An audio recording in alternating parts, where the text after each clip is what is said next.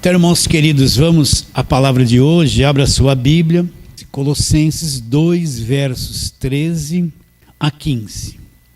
Quero que você acompanhe a leitura, memorize isso que vamos ler. Diz assim: E a vós outros, e a vocês, que estáveis mortos pelas vossas transgressões. Grave bem isso. Como é que nós estávamos mortos pelas nossas transgressões e pela incircuncisão da vossa carne, ou seja, a nossa carne nunca será convertida, nunca se submeterá à circuncisão da lei. A nossa carne sempre será contrária a Deus. Você está preso num corpo que é contrário à palavra de Deus, ele é inimigo da palavra de Deus, ele quer fazer tudo aquilo que a palavra de Deus diz para não fazer. Vou ler de novo. E a vós outros que estáveis mortos pelas vossas transgressões e pela incircuncisão da vossa carne, o que ele fez? Olha lá, vos deu vida juntamente com ele, perdoando todos os nossos delitos.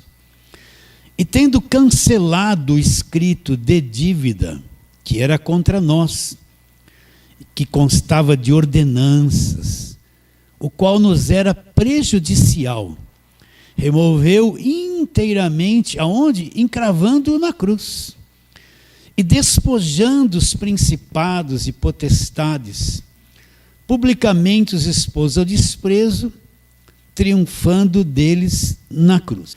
E a vós outros que estáveis mortos pelas vossas transgressões, para um pouquinho, como é que as pessoas estavam? Estavam mortos. Estavam como?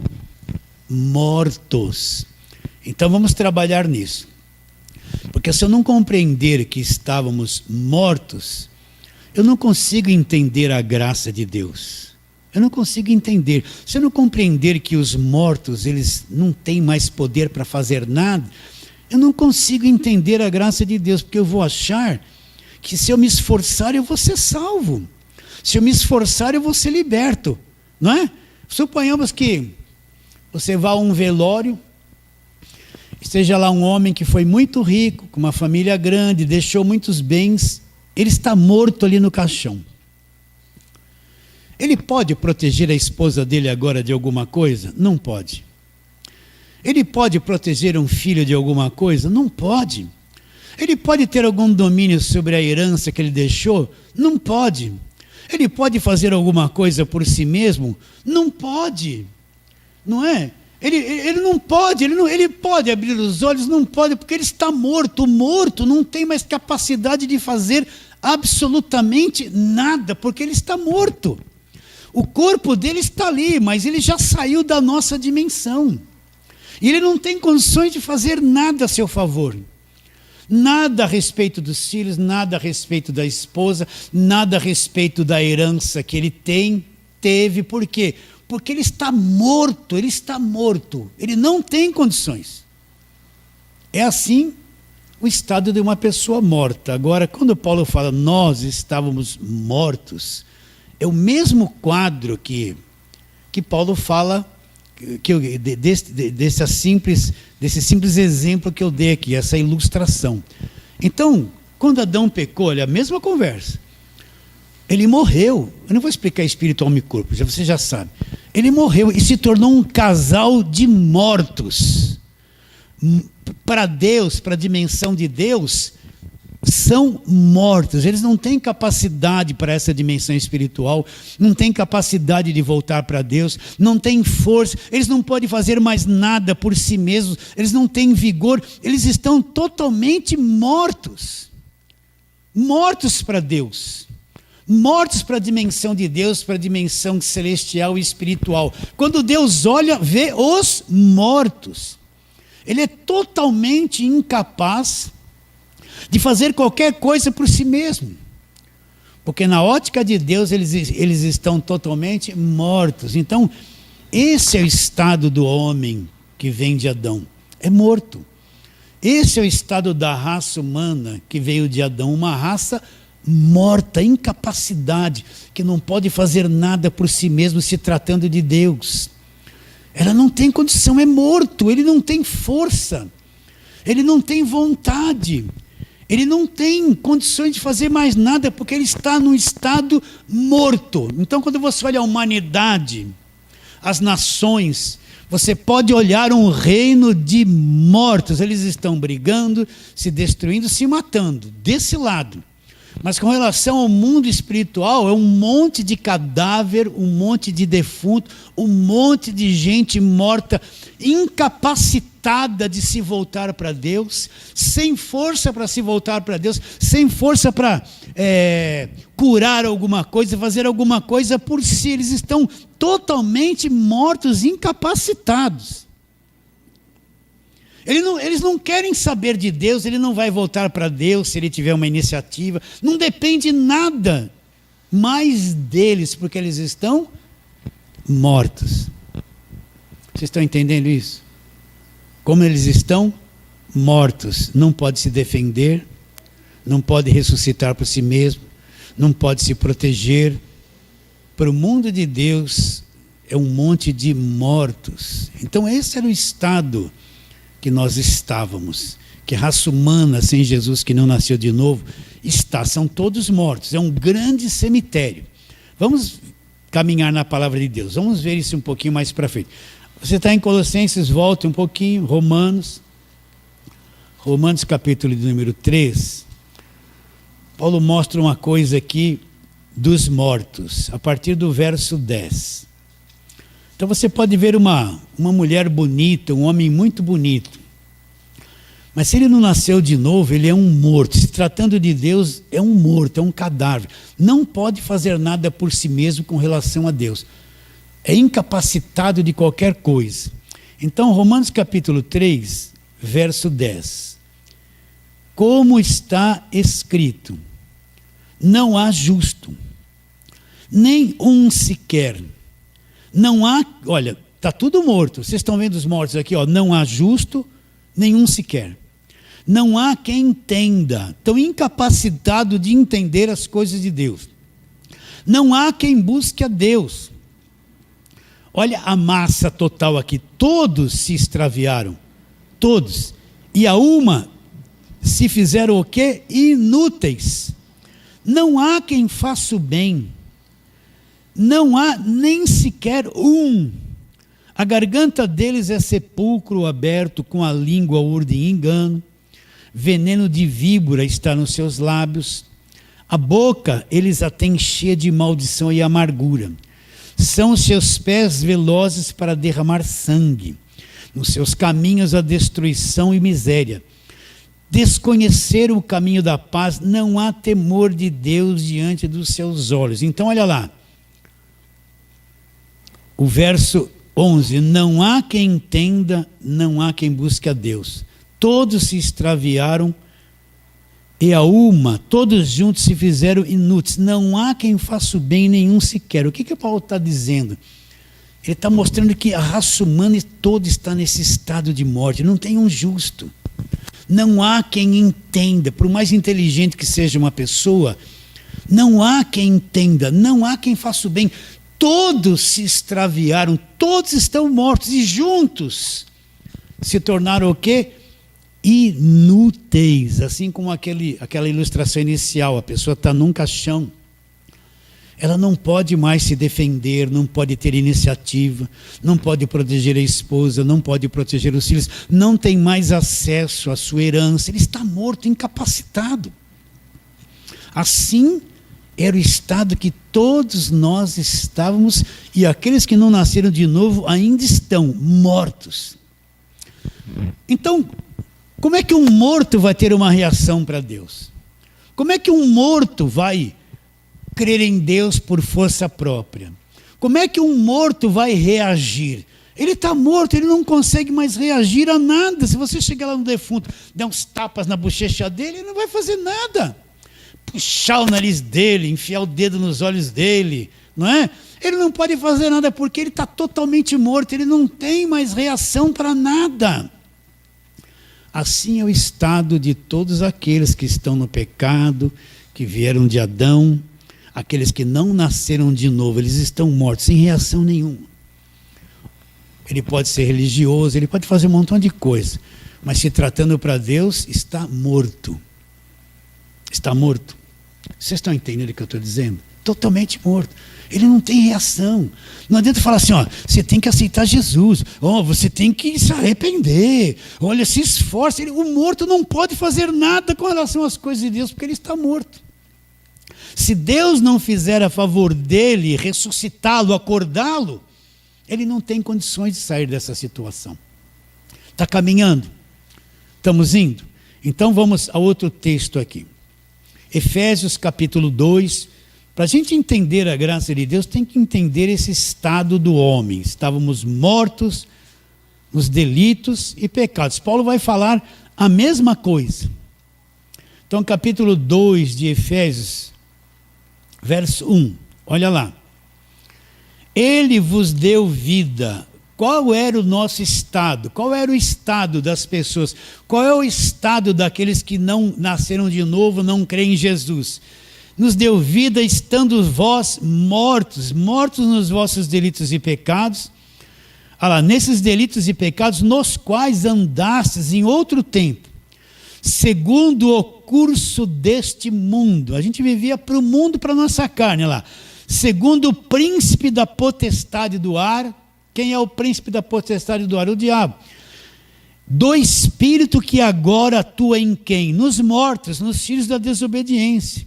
Entre os quais também todos nós andávamos em outro tempo, segundo as inclinações da nossa carne, fazendo a vontade da carne e dos pensamentos, e éramos por natureza, por nascimento, nós éramos filhos da ira, como também os demais. Mas olha agora o que aconteceu. Mas Deus, sendo rico em misericórdia, por causa do grande amor com que nos amou, qual era o nosso estado? Estando nós mortos em nossos delitos, o que Ele fez? Nos deu vida juntamente com Cristo, pela graça sois salvos. Vamos lendo. E juntamente com Ele nos fez ressurgir, nos ressuscitou e nos fez assentar nos lugares celestiais em Cristo, para mostrar nos séculos vindouros a suprema grandeza da sua graça em bondade para conosco, em Cristo Jesus. Agora vem a bomba, porque pela graça sois salvos, mediante a fé. Isto não vem de vocês, é um dom de Deus, não vem de obras para que ninguém se glorie. Qual era o estado? Era o estado de morto. Mas Deus, sendo rico em misericórdia, por causa do grande amor com que nos amou, e nós estávamos mortos nos delitos e pecados. O que o morto pode fazer por si mesmo? Nada. Ele não pode fazer nada, ele não tem reação. Mas Deus, sendo rico em misericórdia, por causa do grande amor com que nos amou, estando nós nesta condição de mortos, nos deu vida junto com Cristo. Pela graça sois salvos. Vocês estão entendendo? Então, chegou um dia, nós estávamos mortos, Deus vem ao nosso encontro. Pela graça sois salvos mediante a fé. Isto não vem de vocês. Essa fé não veio de vocês. Não vem de vocês. Pela graça sois salvos mediante a fé. Isto não vem de vós. É um dom de Deus. Então vem um dia que Deus vem para os mortos, que éramos nós. E lá dentro de nós Ele faz um trabalho, Ele faz um despertamento, Ele faz nos acordar. Você não cria na Bíblia, não cria em Cristo, não cria em nada. Estava morto. Mas um dia, talvez tenha demorado anos Deus trabalhando na tua vida até chegar aquele dia. Talvez Deus está trabalhando na sua vida desde do teu nascimento, da tua infância, da tua adolescência. Você nem sabia.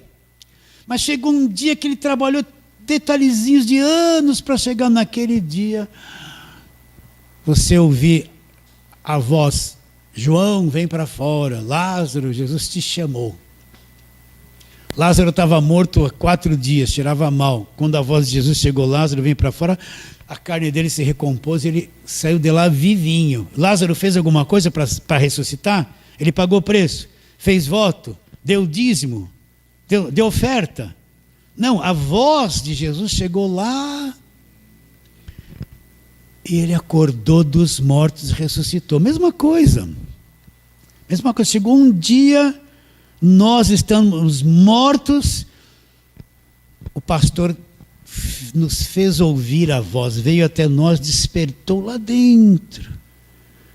Acordamos que nem Lázaro, saímos para fora. E ele injetou a verdadeira fé aqui dentro do nosso coração. Pela graça sois salvos mediante a fé. Isso não vem de vocês. Não foi eu que me decidi por Cristo.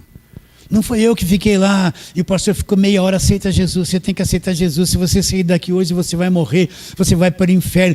O grupo de louvor toca uma música, aí o louvor vai lá, eu venho como estou, música melancólica para chorar, né? E ficou aquela música, aí vem um violino bonito, e a pessoa está ali, eu vou me decidir, eu não vou me decidir, será que eu vou? E o pastor, vem, Deus está te dando uma chance, tudo isso é farsa.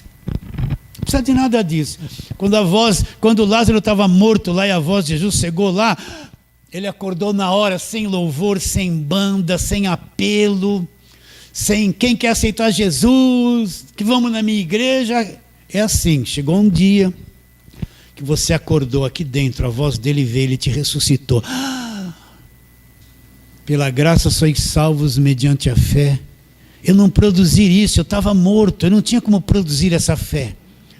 Eu não tinha como reagir, eu não tinha como fazer nada, eu estava acorrentado pela morte, insensível a Deus, insensível a tudo, incapacitado, morto, sem poder fazer nada, mas a voz dele veio, ressurgiu dos mortos, brotou a fé, Lázaro, Valdir, vem para fora, eu estava lá no sepulcro, quando eu vi a voz acordei, salvo, você está entendendo isso? Olha que coisa linda. As minhas ovelhas ouvem a minha voz. Então todo aquele que é ovelha vai ouvir.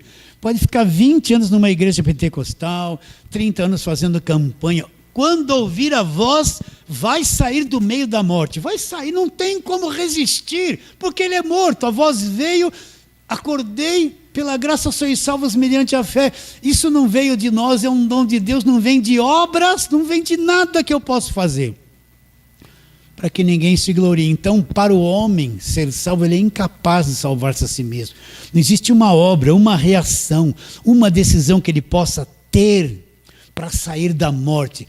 Ele, Cristo, vem ao nosso encontro e nos ressuscita, nos faz acordar. Nós saímos do reino dos mortos, nós estamos vivos agora pela graça de Deus, pela voz dele.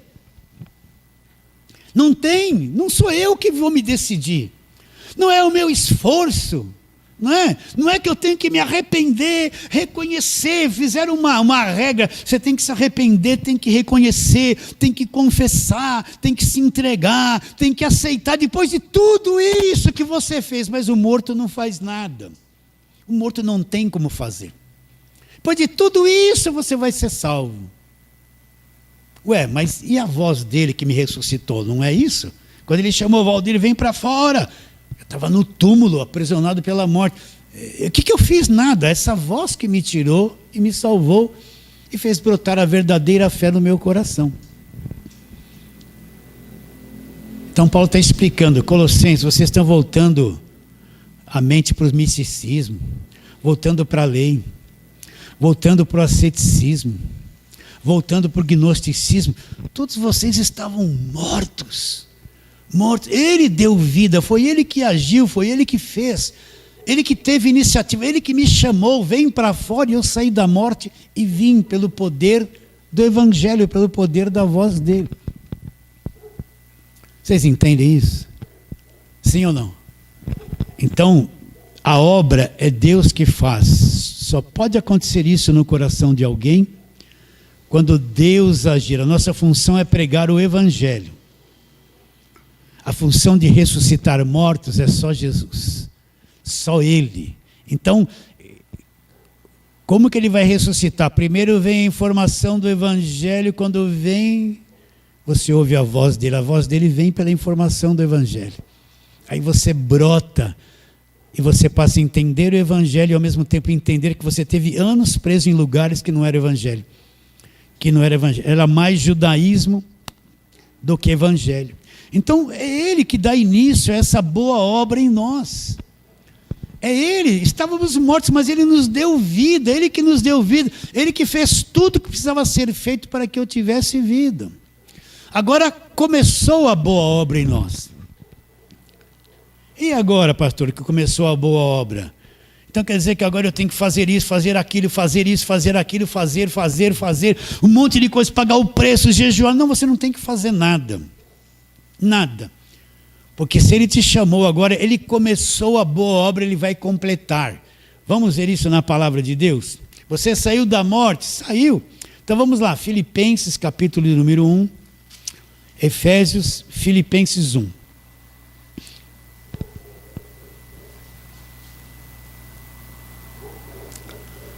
Vamos ler a partir do verso Filipenses 1, 3. Vamos ler do 13 em diante. Quero que você acompanhe aí. Dou graças a meu Deus por tudo que recordo de vós, fazendo sempre com alegria súplica por todos vós, em todas as minhas orações, pela vossa cooperação no Evangelho, desde o primeiro dia até agora. Agora Paulo vai falar uma coisa poderosa. Estou plenamente certo de que aquele que começou a boa obra em vós, há de completá-la até o dia de Cristo. Quem que começou a boa obra em nós? Foi Ele. Foi Ele que nos despertou, abriu o entendimento, nos ressuscitou dos mortos. Começou a boa obra, que a obra só é feita por Ele. Aquele que começou a boa obra. Ele começou a boa obra. E quem vai continuar essa boa obra? É o meu desespero? Não. Aquele que começou a boa obra em vós, há de completá-la até quando? Até o dia de Cristo, até o fim. Ele começou a boa obra em mim. E agora começa um trabalho dele na minha vida. Ele vai completar essa obra. Enquanto eu estiver nesse corpo, tem uma obra que ele vai completando. Então ele vai começar a trabalhar na minha mente, implantar o Evangelho. Vai me dar um equilíbrio emocional. Antigamente eu queria fazer as coisas na marra. Agora eu paro com tudo. E agora eu começo a ser levado por Deus para a verdadeira obra que Ele vai completar em mim. Eu queria mudar as coisas na minha vida, eu vou jejuar para mudar. Eu vou jejuar, eu vou fazer campanha, eu vou pagar preço. Depois de tudo isso você via que não mudava nada e nunca mudou. Não, eu vou fazer uma grande oferta, agora eu vou para... Deus vai mudar a minha vida. Você fez, deu a grande oferta, não mudou nada. Porque é você tentando fazer a boa obra. Quando Ele começa a boa obra em nós... Agora você precisa ouvir e aprender o Evangelho. Baseado nisso, Ele vai começar a tratar da tua mente, tratar do teu mundo emocional, tratar da tua vida. Começou a boa obra, tratar da salvação que Ele te deu. Ele vai trabalhar nessa salvação. Você só tem que crer, andar pela fé, entender o que Ele começou a fazer. Ele vai completar. Não tem como Ele não completar o que Ele começou a fazer na sua vida. Não tem como. Você entende isso? Acabou aquele peso, jugo, fica sem comer, vigília, desespero, gente mandando na minha vida. Acabou todas essas coisas. Vamos para outro texto agora, Filipenses capítulo 2. Agora você vai ver o que é que faz as coisas em você. Olha lá. 12. Assim, pois, amados meus, como sempre obedecestes, não só na minha presença, porém muito mais agora na minha ausência, desenvolvei a vossa salvação. De quem é a salvação? É minha. O que eu tenho que fazer agora? Desenvolver. Como eu vou desenvolver a minha salvação? Ela é minha. Já me deu, já sou salvo. Agora, conhecendo a palavra de Deus, eu vou desenvolvendo a minha salvação. Aí você pensa que tudo é atitude sua. Desenvolvei a vossa salvação com temor e tremor, porque Deus é quem efetua em vós. Presta atenção. Porque Deus é quem efetua em vós o quê? Tanto o querer como o realizar. Então Deus agora vai efetuar em mim o querer. Você está querendo conhecer o Evangelho da graça de Deus? Está com sede? Deus está fazendo brotar isso no seu coração, o querer. Você está fazendo alguma coisa em prol do Evangelho? Deus que opera em vós o querer, e Deus opera em vós o realizar. Ele vai realizando através de você. Não é aquela coisa maçante, eu tenho que pregar evangelho, eu tenho que ganhar almas, desesperado, não. Ele começou uma boa obra, ele começa a fazer você querer voluntariamente, e começa a fazer você realizar. É uma coisa suave, sem jugo, sem peso. Você está entendendo isso?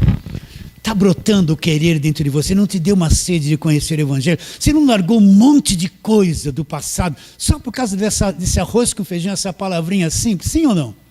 Não brotou dentro de você, você não enxergou. Ele que opera em vós o querer, ele que cria dentro de você o querer e o realizar. Se você vai realizar alguma coisa, ele realiza através de você. Ele que opera o querer, brota em você o querer e ele realiza através de você. O realizar, isso é o evangelho da graça de Deus. Não depende mais do meu esforço, do meu desespero, de se eu jejuei muito, eu jejuei pouco, se eu paguei muito preço ou pouco preço, se eu subi muito no monte, eu desci do monte. Não depende mais, isso é obras da carne, religiosas. Vamos ler de novo. Vamos ler o 12 e o 13 de novo. Assim, pois, amados meus, como obedecestes não só na minha presença, porém, muito mais agora, na minha ausência, desenvolvei a vossa salvação. Como que eu vou fazer? Trabalhar na palavra, ouvir a palavra, desenvolver a salvação, com temor, levar muito a sério. Temor aqui, tremor não é ter medo de Deus. É que eu vou levar a sério o evangelho que eu estou aprendendo. É que eu vou levar a sério, eu vou estar ligado no evangelho. Eu tenho temor, eu não vou desagregar-me do evangelho, eu vou me reunir com quem está no evangelho e ver como eu vejo. Eu vou trabalhando nesse sentido. Agora parece que sou eu que estou produzindo. Agora Paulo mostra de onde vem esse tipo de coisa. Ele diz: porque Deus é quem efetua em vós tanto querer como realizar segundo a sua boa vontade. Então, se você está querendo isso, Deus está operando e te dando essa sede. Se você está realizando, você saiu de casa essa manhã, tem gente que veio de longe aqui, 20, 30 quilômetros. Né? O que deu em você para realizar esse trabalho todo? Acordar cedo, tem um monte de igreja ao redor da tua casa, você sai lá da Zona Sul, que nem eles, e vem aqui, o realizar, o querer. Percebe que Deus te impulsiona para tudo isso? Sim ou não? Vai te impulsionando. O querer e o realizar segundo a sua boa vontade, segundo aquilo que Ele quer. Não mais segundo aquilo que eu fiz um projeto de vida, eu que quero aquilo. Não, segundo o que Ele quer para a minha vida, Ele vai operar o querer e o realizar segundo a sua boa vontade. Como nós estávamos mortos, sem reação. Totalmente morto. Morto não tem reação para nada. Aí Deus vem e nos chama, nos deu vida juntamente com Cristo. Pela graça sois salvos. Então eu acordei, ressuscitei dos mortos. Como Ele um dia chamou Lázaro, e Lázaro veio para fora, um dia Ele me chamou e chamou você. Valdir, vem para fora. Eu estava mortinho na tumba. Acordei. Agora Ele começa a operar em mim a salvação, me fazer entender o evangelho, pôs a fé para a salvação dentro do meu coração e opera em mim o querer e o realizar segundo a sua boa vontade. Tudo obra de Deus, por isso não se preocupe. É Deus que desperta as pessoas. É Deus que vai chamar as pessoas. A palavra só precisa ser pregada e chegar a elas. Quando chegar a elas, vem a ressurreição dos mortos, vem para fora. Você acorda, você era crente, estava todo domingo na igreja, vivia o Velho Testamento, fazia campanha, volta e sacrifício. Um dia, quando é chamado para fora, acordou, vê que tudo isso é inútil, tudo isso é religião, é o falso evangelho. Ele que operou em você o querer e o realizar segundo a sua boa vontade.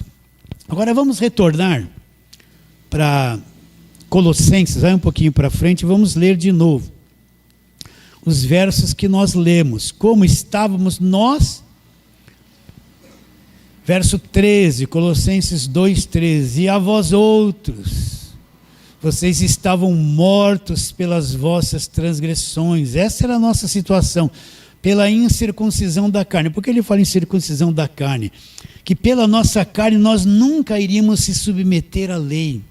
A carne nunca vai estar de bem com Deus, ela nunca por si mesma vai criar uma atmosfera de paz com Deus, porque a nossa carne é contrária, o pendor da carne é morte. A nossa carne, quando eu falo carne, é a nossa natureza humana, ela sempre está combatendo Deus, sempre está combatendo o Evangelho. O que ela quer fazer tudo errado, ela não gosta das coisas de Deus. Se você gosta das coisas de Deus, é porque lá dentro de você, você nasceu de novo, o seu homem interior, porque a tua carne quer ficar irada, briguenta, ela quer resistir, ela quer cobiçar, ela quer mentir, ela quer ficar nervosa, ela quer xingar, ela quer ter raiva de alguém, ela quer discordar do parente.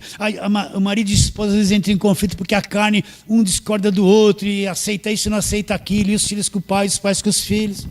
A carne é contra Deus, nunca a carne vai se converter e ser convertida.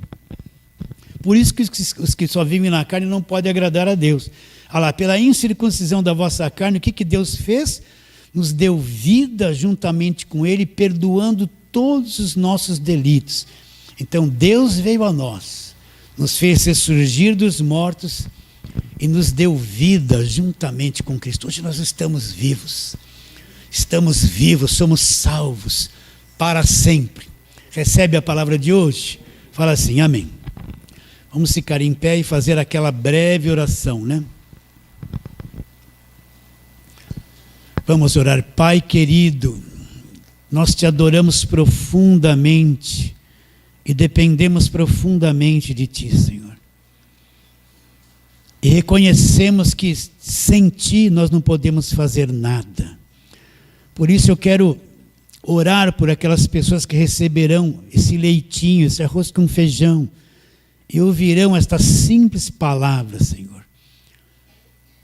Que a tua voz chegue a eles e haja ressurreição, sejam chamados para a vida, Senhor. Aquelas mulheres, aqueles homens, aquelas famílias trituradas pela lei e pelo engano do falso evangelho, venham ser chamadas para fora, acordar, ressuscitar e compreender e crer verdadeiramente no Evangelho da graça de Deus. Crendo que será, oramos pela fé, em nome de Jesus. Fale assim, amém.